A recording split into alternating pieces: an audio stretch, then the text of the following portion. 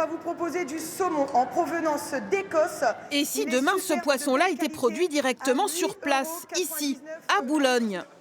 Le saumon, c'est le roi de nos assiettes. Nous en consommons chacun plus de 4 kilos par an, un tiers de plus en 10 ans. Plus de 99% sont importés d'élevage principalement. Justement, une ferme aquacole en pleine zone portuaire boulonnaise doit s'installer sur l'ancienne friche sidérurgique de la Comilogue. Ici, vous aurez les bacs, les 3 phases de la ferme à saumon ici, avec les plus grands bacs qui font 7,5 mètres de hauteur sur 19 mètres de large. On aura une trentaine. Alain Treuilleur a prospéré dans les biocarburants et les protéines végétales. Il se veut aujourd'hui le pionnier d'une aquaculture propre.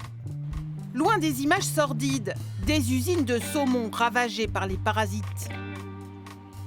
Déjà, ce n'est pas une usine. Ce système est vertueux, éco-responsable. Le bien-être animal est respecté. On n'aura pas besoin d'antibiotiques. On n'aura pas besoin de produits chimiques contre les poux de mer. Et derrière, le poisson sera dans de l'eau parfaite. On lui donne une alimentation adaptée pour le poisson, qui ne sera pas issue de pêche minotière, qu'on fabrique à base de protéines végétales.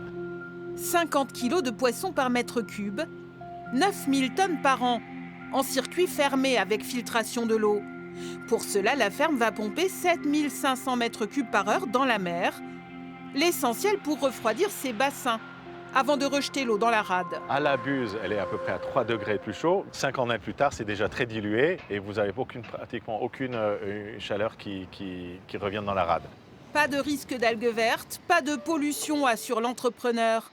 Selon l'étude d'impact, la ferme rejettera chaque année 115 tonnes d'azote, près de 6 tonnes de phosphore et 274 tonnes d'effluents. C'est des tonnes et des tonnes, équivalent 4 semi-remorques d'azote rejetées à proximité de la plage. C'est ce chiffre-là qu'il faut avoir en tête, quelle que soit la dilution présupposée par le promoteur.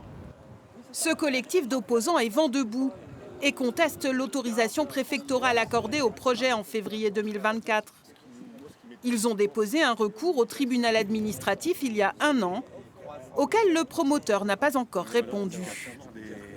S'il est si vertueux que ça, il a tout intérêt auprès du tribunal administratif de répondre à nos reproches et du coup de pouvoir démarrer les travaux de son usine.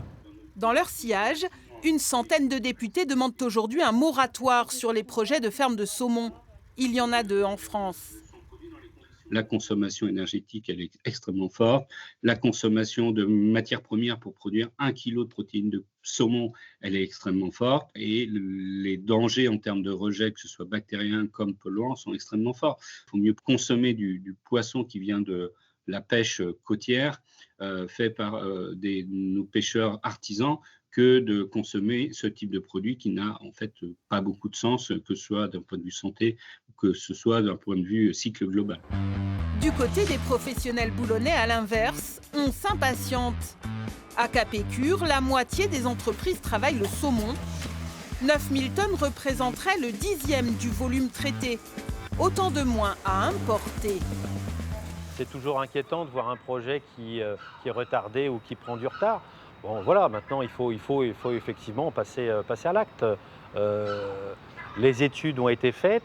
Les conclusions, manifestement, en tout cas pour ce qu'on en sait, sont positives. Il faut y aller. Local Océan n'a pas encore démarré sa levée de fonds. 260 millions d'euros à trouver, 100 de plus qu'au lancement du projet. Les défenseurs d'un moratoire espèrent voir leur proposition de loi débattue à l'automne. Impossible de dire quand du saumon boulonnais arrivera sur nos étals.